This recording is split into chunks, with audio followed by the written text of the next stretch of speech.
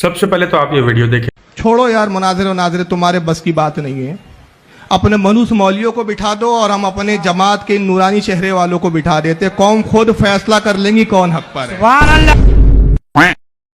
اب جلسوں کی بھی ضرورت نہیں ہے. بس ایسے جلسے لو, کوئی تقریر مت کراؤ. ان کے ملوثوں کو بٹھا دو ایک طرف, ہمارے نورانی چہرے والوں کو بٹھا دو. قوم کو بولو دیکھو چہرے دیکھو دونوں کے. چہروں کی نورانیت بتاتی ہے کہ یہ حق پر کون ہے.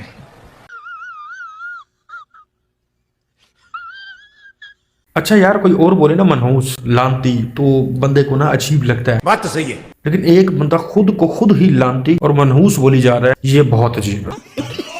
میرا ان عاشقان رسول صلی اللہ علیہ وآلہ وسلم سے صرف ایک ہی سوال ہے کہ جس نبی کی آپ پیروی کرتے ہیں, جس کی خاطر آپ ہر وقت جان قربان کرنے کے لیے تیار بیٹھے ہیں, کیا اس نبی کا دین اتنا سستا اور ہلکا ہے کہ جو ہمارے میں سے سفید چہرے والا ہے, جس کی چہرے سے روشنی نکل رہی ہے, وہ حق پہ ہے, اور جس کا رنگ سیاہ ہے وہ حق پہ نہیں ہے؟ تو حضرت بلال حبشی رضی اللہ تعالیٰ عنہ کے حوالے سے آپ کا کیا خیال ہے؟ جتنے بھی صحابی سیاہ چہروں والے تھے ان لوگوں کو تو پھر صحابیت کا ٹیگ بھی نہیں دینا چاہیے. ان لوگوں کا جنت میں بھی کوئی حق نہیں, کیونکہ ان کے چہرے نورانی نہیں تھے, سفید نہیں تھے. کہ خواجہ عثمان ہرونی کے مرید کا انتقال ہوا. تدفین کے بعد کسی نے کشف کے ذریعے سے دیکھا کہ عذاب کے فرشتے آئے, اور قبر میں یہ بھی دیکھا کہ خواجہ عثمان ہرونی بھی تشریف لائے.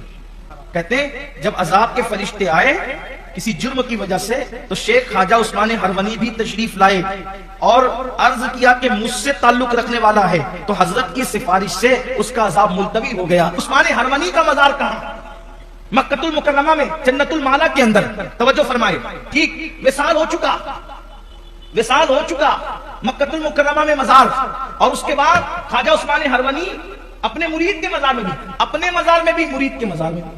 اگر زمین کے اوپر تھے تو قبر میں تشریف لائے, اور اگر قبر ہی میں تھے تو بھی قبر میں تشریف لائے. عثمان ہرونی جیسے کہ ایک جملے پر کہ یہ مجھ سے تعلق رکھتا ہے, آپ کی سفارش سے عذاب قبر دور ہو. جب پیر کی سفارش سے عذاب قبر دور ہو گیا, اور پیروں کے چھوڑے ہوئے نیولے وہ فرشتے ہیں, تمہارے پھپھی کے لڑکے نہیں ہیں. یار یہ میں کیا بول جاتا ہوں, وہ سمجھ میں نہیں آتی, لیکن دماغ شارٹ ہو جاتا ہے میرا. وہ فرشتے ہیں, تمہاری پھپھی کے لڑکے نہیں ہیں کہ مطلب جو تم کہو گے وہ مان جائیں گے.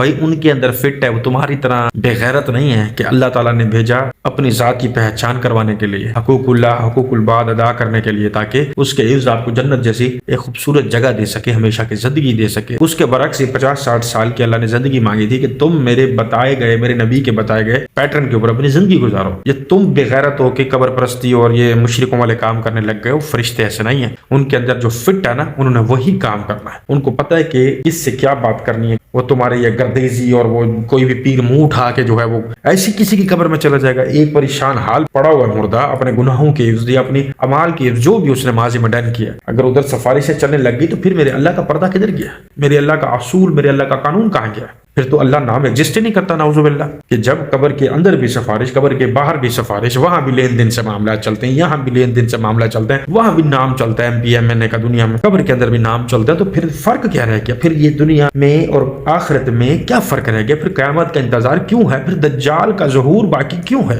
وسوسے کچھ ہے نا آتے ہیں, کچھ پیدا کیے جاتے ہیں. جیسے سنا ہے نا دوستوں میں گیدرنگ میں نا ڈسکشن ہوتی ہے اس طرح کی نا, تو وہ ایک دوسرے کو پھر اس طرح کی باتیں بتاتے ہیں کہ نا سورہ فاتحہ میں اس طرح کا ترجمہ دیکھ لیں آپ کہ نا تم ہی سے مدد مانگ, مجھے سے مدد مانگے.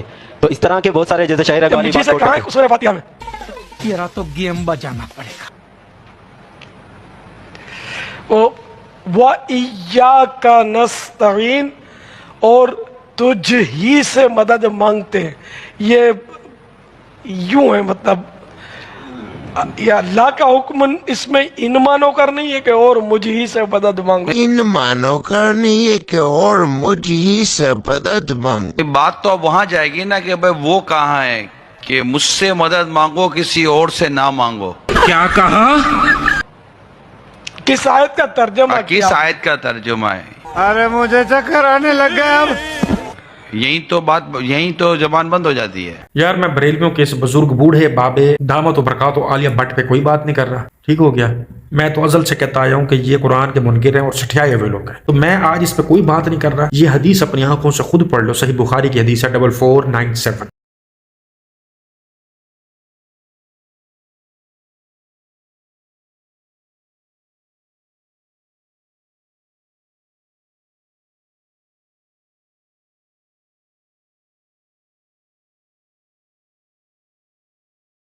اب آپ کو یہ پڑھنے کے بعد اندازہ ہو گیا ہے کہ یہ لوگ منکر ہیں، منکر مشرک بن چکے ہیں. جب ان پہ دعویٰ بولو ان کے پھر وہ چینی جاپانی قسم کے نا چینی چونگ چونگ کے منہ والے لوگ آ جاتے ہیں اور وہ ان کے اپنے بنائے ہوئے کیا ہیں عالم فاضل، پھر وہ ڈیفینیشن جو ہے وہ اس کی بتا رہے ہوتے ہیں کہ ایسا نہیں ہوتا، کرامت سچی ہوتی ہے. اور آپ کو ایک اور مزے کی بات بتاؤں، آپ دعوت اسلامی کا آفیشیل چینل جا کے کھولو، ان کے ویسے تو ہیں کافی سارے چینل، جو ویڈیوز میں بابا الیاس قادری کی انہوں نے کرامت کو ریویل کیا ہوا تھا نا، وہ آفیشیلی طور پہ انہوں نے ڈیلیٹ کر دی ہوئی ہے. آپ کے میرے کسی اور کے پاس ڈاؤن لوڈ پڑی ہے تو پڑی ہے میمز کی شکل میں یا کسی اور فنی ویڈیو کی شکل میں، لیکن ایکچولی آفیشیل ویڈیو ڈیلیٹ کر دی گئی ہے کیونکہ اب کیمرہ آ چکا ہے، کرامتیں فوت ہو چکی ہیں، وہ بزرگ فوت ہو چکے ہیں جو کرامتیں دکھائیں گے. کیونکہ ایک بات ان کو اور بھی پتہ چل چکی ہے کہ اگر ایسی کوئی اننیسیسری ان نیچرل پاور آ گئی جو کہ نیچر کے خلاف چیزیں کریں گی تو پھر میرے نبی علیہ السلام کی وہ بات بے شک سچی ہے کہ دجال لانتی کا ظہور ہوگا، اور وہ آ چکا ہے. 1995 والا واقعہ 1995 واقعہ میں پتہ چلا باپا آ رہے ہیں تو گلزار طیبہ سے گاڑی تیار ہوئی،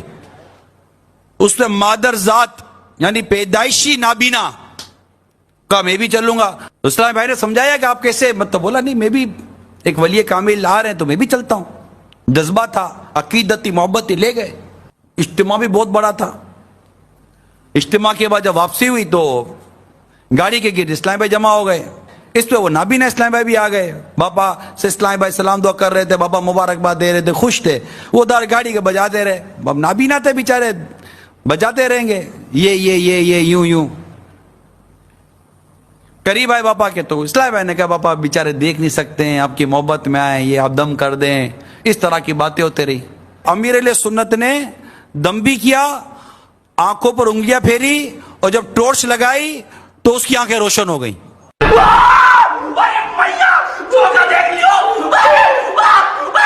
دوں گا کتا ہوں، ان کے کتوں کا کتا ہوں تو ہوں، تو میں تو ہوں ہی نا. مدینے کا کتا تو میں مشہور ہوں. سگے مدینہ تو میرا لقب ہے. لقب یہ میں نے خود لیا ہے، لقب کسی نے دیا نہیں ہے. سگے مدینہ ایسی کتے صحیح تو سب کے اندر میں بھی کتا. آقا جی کے کتے بن کے ہو ہو کرو،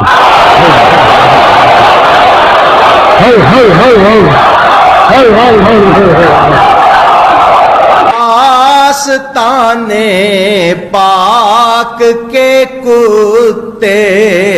آپ کی گلی کے کتے سے بھی نسبت ہو جائے، یہ بھی ہمارے لیے بہت بڑی سعادت کی بات. یہ کیا ہے؟ اسی کا سوال. کیا جمعرات والے دن روحیں گھر میں جاتی ہیں؟ جمعرات والے دن کہہ رہی ہیں روحیں گھر میں آتی ہیں، جمعرات والے دن روحیں نہیں آتی ہے. پیٹو جو مولوی ہیں ان کی روحیں آتی ہیں کھانے کے لیے.